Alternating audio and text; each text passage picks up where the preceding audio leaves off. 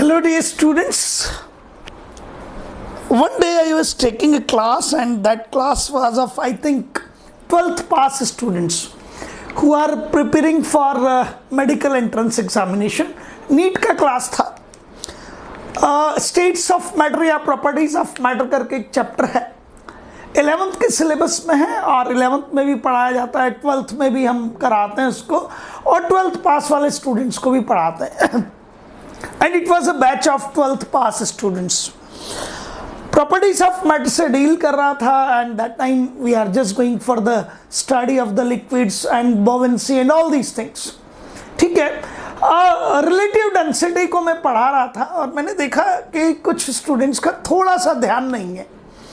I think last time था बिल्कुल, तो मैं उस समय क्लास से निकल गया, लेकिन मुझे ये फील आया, बहुत साल पहले की बात बता रहा हूँ, बहुत साल पहले की, कि रिलेटिव डेंसिटी को स्टूडेंट बड़े हल्के में लेते हैं और उनको लगता है यार ये है क्या, है ना.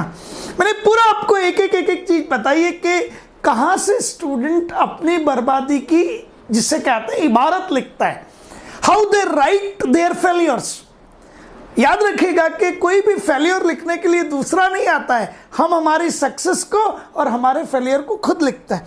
नेक्स्ट डे मैं क्लास में गया and I given this question. And the question is that body A and B are having the relative densities of 0.85 and 1.75 respectively. Body A and body are having the relative densities of 0.85 and 1.75 respectively. If these two are placed on water surface, then choose the correct option.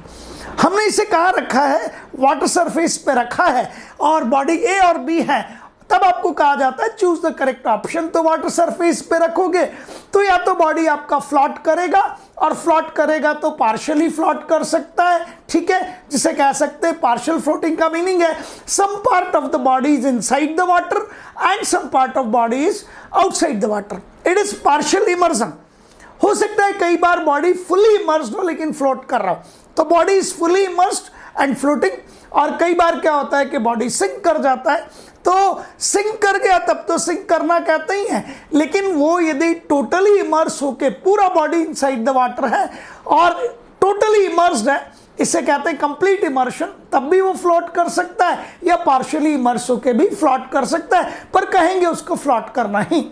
So two bodies A and B having the relative densities of 0.85 and 1.75 respectively, and when these two are placed onto the surface of water, then choose the correct option. Both will float, both will sink. A will sink and B will float. A will float and B will sink. And I asked to those fellows, वैसे in general होता नहीं है कि बच्चे class में थोड़ा सा focus हटा लें, लेकिन कई जिसे कह सकते हैं ना हम कि दिवाली मूड है या कोई और मूड है, इस तरह के दौरान इस तरह की चीज़ें हो जाती हैं. नेक्स्ट डे मैंने जाके यही क्वेश्चन पूछा और वो जो 2-3 बच्चे थे जिनका ध्यान नहीं था उनसे पूछ लिया खड़ा करके, एंड दे आर ब्लैंक.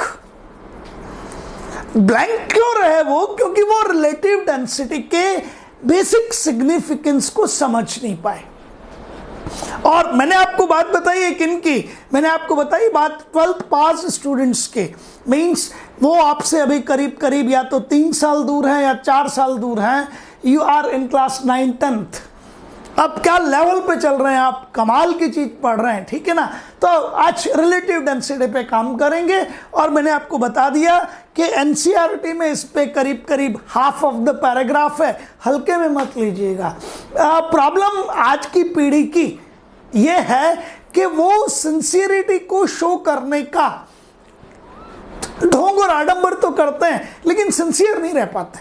कड़वी बात कह रहा हूं, ध्यान से समझिएगा इसको, ठीक है ना. रीजन बिहाइंड इट, सिंसियर होना और सिंसियर होने को प्रेजेंट करना दोनों बिल्कुल अलग अलग चीज हैं. तो यार पता तो करो ना कि भाई डेंसिटी हमें पता है mass upon volume. We know density is equals to mass upon volume. तो ये जबरदस्ती रिलेटिव डेंसिटी क्यों पढ़ाया जाता है? और इस रिलेटिव डेंसिटी को we are calling it to be specific gravity. इसको हम क्या कहते हैं? इसको हम स्पेसिफिक ग्रेविटी भी कहते हैं. क्यों कहते हैं वो भी अभी पता लग जाएगा अपने आप. तो मैंने कहा relative density of a body और अ मटेरियल, किसी भी बॉडी की या किसी मटेरियल की आपको रिलेटिव डेंसिटी यदि निकालनी है तो बहुत आसान सा काम है.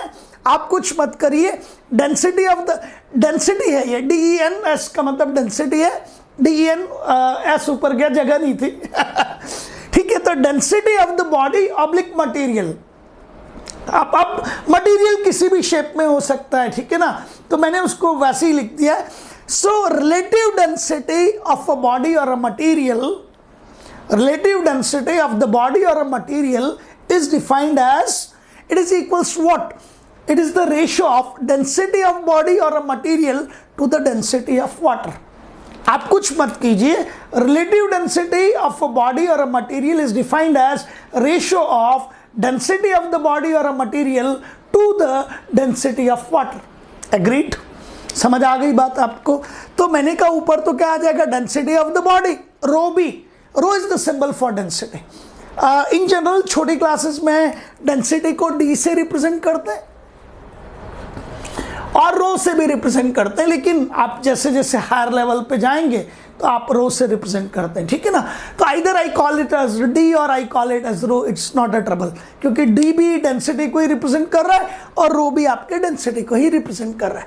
एग्री? समझ रहे हैं आप मेरी बात को? ठीक है।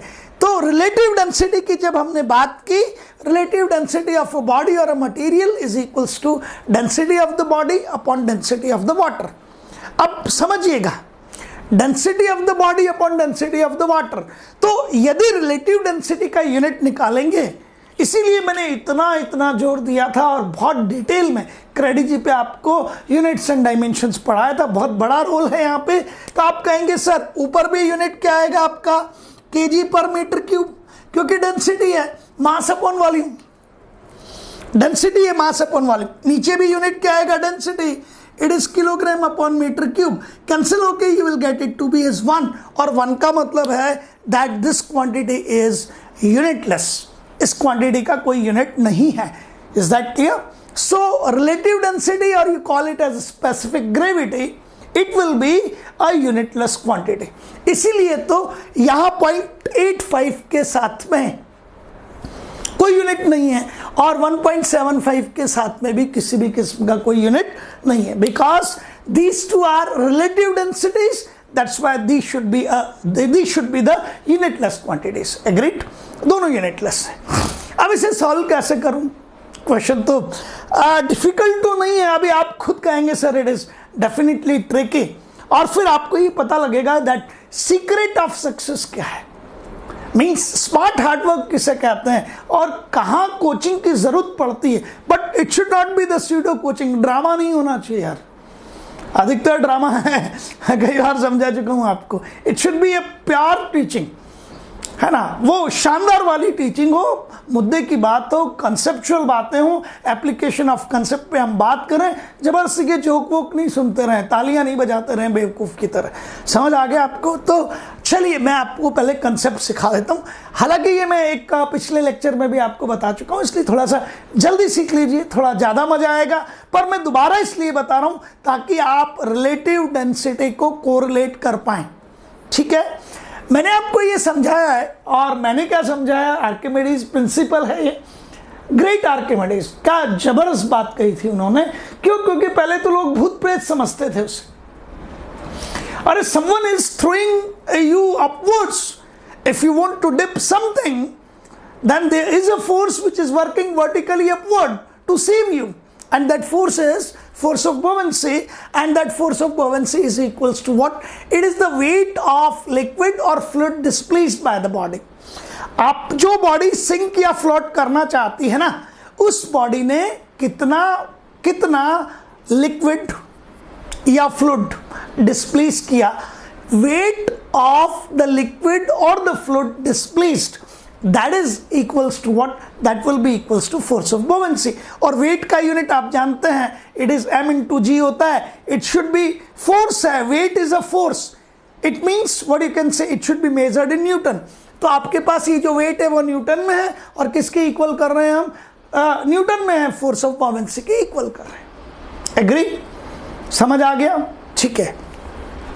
अच्छा, फोर्स ऑफ बुoyancy इस बॉडी को m सबस्क्रिप्ट b, मैं कैपिटल एम भी लिख सकता था, मैंने सबस्क्रिप्ट भी इसलिए लगाया है कि आप समझ जाए कि मैं बॉडी के मास की बात करूं, और ये बॉडी जो है ये डेफिनेटली किसी भी लिक्विड में या फ्लूइड में हम टेस्ट करना चाहते हैं कि ये सिंक करेगी या फ्लोट करेगी। Is that clear? पक्का?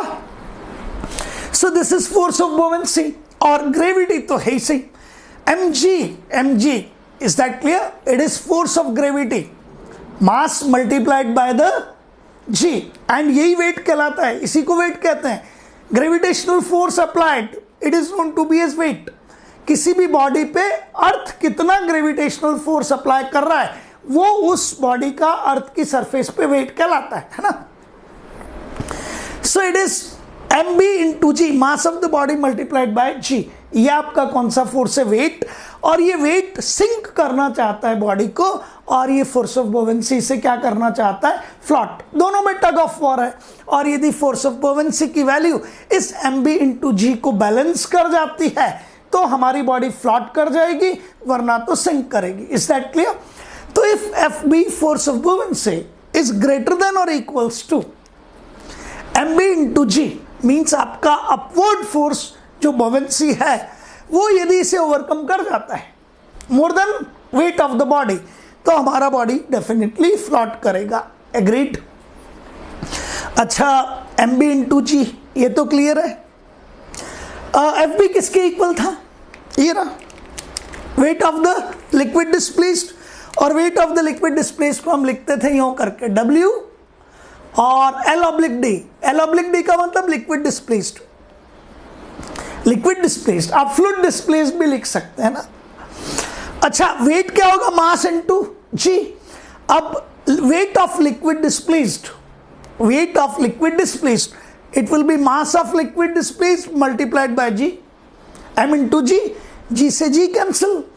तो बड़ी चीज निकल के आती है कि इस पूरी कैलकुलेशन के दौरान जब हम पता करेंगे कि फ्लोट की कंडीशन क्या आएगी, लॉज ऑफ फ्लोटेशन क्या होंगे, तो लॉ ऑफ फ्लोटेशन में ये जी कैंसिल हो गया, means acceleration due to gravity का रोल नहीं है। तो whatever be applicable on to the surface of the earth, it is applicable on to the surface of the moon, क्योंकि तुम्हें पता है कि सरफेस ऑफ द अर्थ पे और सरफेस ऑफ द मून पे जी की वैल्यू अलग अलग है, पर जी यहां रोल ही प्ले नहीं कर रहा है। तो घबराना मत, जब next level of the question जाए, एडवांस लेवल से भी एडवांस, तो घबराना नहीं है ना। मैंने यही बता दिया आपको। अभी हो गया mass of liquid displaced should be greater than equals to mass of the body. अब मास किसके इक्वल होता है? सब लोग जानते हैं दैट डेंसिटी का जो फॉर्मूला है वो मास इनटू वॉल्यूम। तो मास क्या हो जाएगा? Density into volume. ठीक है, तो मैंने mass of the liquid displaced को लिखा, ध्यान से देखिएगा, mass is equals to volume into density. Mass, ये बहुत इंपॉर्टेंट है, ये दोनों स्टेप्स बहुत इंपॉर्टेंट है, so you be very careful. Mass of the liquid displaced, mass of the liquid displaced will be equals to volume of liquid displaced, volume of liquid displaced into density of the liquid या fluid, जो भी, greater than और equals to mass of the body, volume of the body multiplied by the density, volume into density. अब volume of the liquid displaced, ये थोड़ा सा important है। दो केस हो सकते हैं, दो केस हो, या तो बॉडी जो है वो पार्शियली इमर्शन रखे, तो उस समय वॉल्यूम ऑफ द बॉडी ज्यादा है, और इनसाइड जो बॉडी है उसका वॉल्यूम कम है, क्योंकि पार्शियल इमर्शन है। तो आपको मैंने कंसेप्ट सिखाया और फिर सिखा रहा हूं, volume of liquid displaced will be equals to volume of immersed part of the body. Volume of liquid displaced, volume of liquid displaced, is that clear? Volume of liquid displaced is equals to volume of immersed part of the body. Is that clear? तो चलो, जब body नीचे की तरफ डूबने जा रही है तो ज्यादा से ज्यादा क्या हो सकता है कि बॉडी जो है वो टोटली इमर्स्ड हो जाए, बस। अब टोटली इमर्स होने के बाद में फ्लोट कर सकती है या सिंक कर सकती है। पार्शियली इमर्स्ड है तो फ्लोट करेगी ही करेगी। भाई पार्शियली इमर्स कब है? जब कुछ हिस्सा बाहर निकला हुआ है, इसका मतलब फ्लोट कर रही है। और टोटली इमर्स्ड है टोटली इमर्ज होने के दौरान या तो फ्लोट करेगी या सिंक कर जाएगी। तो मैंने कहा चलो बॉडी टोटली इमर्ज्ड है, बॉडी टोटली इमर्ज्ड है। तो जब बॉडी टोटली इमर्ज्ड है, is that clear, complete immersion, बस क्योंकि अब सिंक ही कर सकते हैं, तो फ्लोट करने की एक क्रिटिकल कंडीशन है भाई, है ना। तो मैंने कहा बॉडी पार्शियली इमर्ज्ड नहीं है, बॉडी टोटली इमर्ज्ड है। तो आप कहोगे जब बॉडी टोटली इमर्ज्ड है तो volume of the liquid displaced, body totally immersed है तो volume of the liquid displaced will be equals to volume of the body. Body totally immersed है, इसलिए volume of the liquid displaced किसके equal है, क्योंकि सारी बॉडी ने अपनी जगह से कहा हटो, तो उसने लिक्विड को डिस्प्लेस किया। तो volume of the liquid displaced will be equals to volume of the body. लेकिन कब, जब आपकी बॉडी कंप्लीटली इमर्ज्ड है। Is that clear. बस अब डूब ही सकते हैं, अब तैर नहीं सकते किसी भी हालत में। जब पार्शियली इमर्ज्ड है तो तैरना ही तैरना है, लेकिन कंप्लीटली इमर्ज्ड हो गए तो तैरेंगे, और कुछ भी गड़बड़ हुआ तो डूबेंगे। ठीक है, तो मैंने कहा बॉडी जो है वो टोटली इमर्ज्ड है, तो वॉल्यूम ऑफ लिक्विड डिस्प्लेस किसके इक्वल हो गया, वॉल्यूम ऑफ बॉडी के। और यार volume of body get cancelled out with volume of body. Repeat कर रहा हूं डियर स्टूडेंट, क्योंकि बहुत क्रिटिकल है। वॉल्यूम ऑफ लिक्विड डिस्प्लेस्ड किसके इक्वल आया, volume of liquid displaced volume of body के इक्वल आया। क्यों, क्योंकि बॉडी इस समय टोटली इमर्ज्ड है। क्या बच्चा, रो एल शुड बी, ये कैंसिल हो गया। अब rho l should be greater than rho b, या रो दूसरी तरह से लिख लो तो rho b is lesser than और equals to rho l. Means जो बॉडी है उसका डेंसिटी लिक्विड की डेंसिटी से कम हो, बॉडी का डेंसिटी लिक्विड की डेंसिटी से या तो कम हो या इक्वल हो। एक बात, या लिक्विड का डेंसिटी बॉडी की डेंसिटी से या तो इक्वल हो या ज्यादा हो, एक ही चीज है। Rho L density of liquid should be greater than और equals to density of the body, और density of the body should be lesser than और equals to density of the liquid. तो क्या करेगा, बॉडी फ्लोट ही करेगा। Means सारा खेल density का है, सारा खेल डेंसिटी का है। यदि लिक्विड का डेंसिटी ज्यादा है, इज दैट क्लियर, किससे, बॉडी से, या लिक्विड का डेंसिटी बॉडी के डेंसिटी के इक्वल है, तो हम फ्लोट कर जाएंगे। लेकिन यदि लिक्विड का डेंसिटी बॉडी की डेंसिटी से कम हो गया तो सिंक कर जाएंगे। किसी ने कहा सर बॉडी का डेंसिटी कम है, डेफिनेटली हम क्या करेंगे, फ्लोट करेंगे। ध्यान से सुनो, दोनों चीजें एक ही हैं। लिक्विड का डेंसिटी बॉडी की डेंसिटी से या तो बड़ा हो या बराबर हो, या बॉडी का डेंसिटी लिक्विड की डेंसिटी के बराबर हो या कम हो। तो परफेक्टली बताओ कि हम फ्लोट कब करेंगे। फ्लोट करेंगे when density of the body is either lesser और equals to density of the liquid. सारा खेल किसका है, डेंसिटी का। अब थोड़ा थोड़ा बच्चे को पकड़ में आने लगा होगा, हाँ यार डेंसिटी, खेल फ्लोटेशन में किसका आ गया, डेंसिटी का। और कितनी डेंसिटीज, दो, एक तो आपका लिक्विड या फ्लूइड जिसमें आप तैरना या डूबना चाहते हो, और एक बॉडी, तो डेंसिटी भी कितनी, दो। अब आप पकड़ रहे होंगे, हाँ यार। अब चलो कोई कहता है सर हम लिक्विड को हटा के वाटर कर देते हैं। देखो भाई, जो चीज अवेलेबल है वो वाटर ही है। आप ऐसा नहीं कह सकते कि सर तेल की नदी में तैरने गया था, पेट्रोल की नदी में तैरने गया था, मिलते नहीं है भाई, कोई पेट्रोल की नदी नहीं है, ठीक है ना। सर डीजल की नदी में तैरने गया था, ऐसा भी नहीं है। सर किसी वेजिटेबल ऑयल की नदी में तैरने गया था, नहीं है। इन जनरल आपके रिवर्स, आपके वेल जब भी मिलेंगे, यूनिवर्सल आपके पास जो लिक्विड अवेलेबल है इट इज वाटर। तो चलिए हम बात किसकी करेंगे, वाटर की। तो लिक्विड की जगह क्या लिख देंगे, वाटर। कंडीशन क्या है, to float density of the body should be, liquid की जगह कर दो water, density of the body should be lesser than और equals to density of the water. Density of the body should be lesser than और equals to, खतरनाक, very good, पकड़ लिया, शाबाश, बहुत। Density of the body should be lesser than और equals to density of water. तो यदि body का डेंसिटी वाटर की डेंसिटी के या तो इक्वल है या कम है, बॉडी का डेंसिटी वाटर की डेंसिटी के या तो इक्वल है या कम है, तो हम तैरेंगे किस पे, वाटर सरफेस पे, वरना डूब जाएंगे। अब इसको मैंने कहा इसको इधर ले आइए, तो rho B upon rho W, ये नीचे आ गया, नीचे आएगा तो इधर 1 बचेगा, तो rho B upon rho W should be lesser than और इक्वल्स टू 1। और rho B upon rho W क्या है, density of the body upon density of water, क्या है ये, हाँ, relative density. And rho B upon rho W should be lesser than और equals to 1 means इसकी जगह रिलेटिव डेंसिटी लिखो, तो relative density of the body, relative density of the body कितना होना चाहिए, it should be lesser than और equals to 1, then we float, किस पे, वाटर सरफेस पे। So to float on to the water surface, to float on water surface,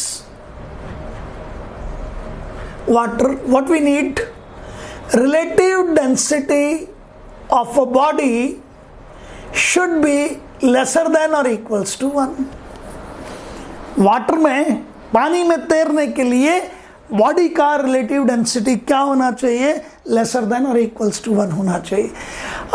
इस body का ए का रिलेटिव डेंसिटी कितना है, 0.85, तो ये फ्लॉट करेगा, ठीक है। और सिंक करने के लिए, टू सिंक इन वाटर,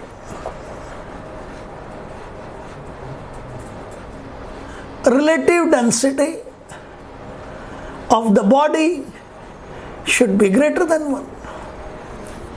मतलब जिनकी डेंसिटी, रिलेटिव डेंसिटी 1 है या 1 से कम है, वो तैर जाएंगे किस पे, वाटर पे, they will float in water। who will float, who will float on water, whose, yes, very good, बहुत ही बढ़िया, whose relative density is either 1 or less than 1। लेकिन जिनका रिलेटिव डेंसिटी ग्रेटर देन 1 है वो डूब जाएंगे। तो इसका रिलेटिव डेंसिटी बॉडी बी का कितना है, 1.75, ये सिंक कर जाएगा। अब बताओ कितना, जिसको कंसेप्ट आता है वो कहेगा sir body A and B are having relative density, ये फ्लॉट करेगा, A will float and B will sink, A will float and B will sink, this will be the answer. बस कमाल की चीजें ऐसे ही पढ़ते रहिए क्रेडिट जी पे और आगे बढ़ते रहिए।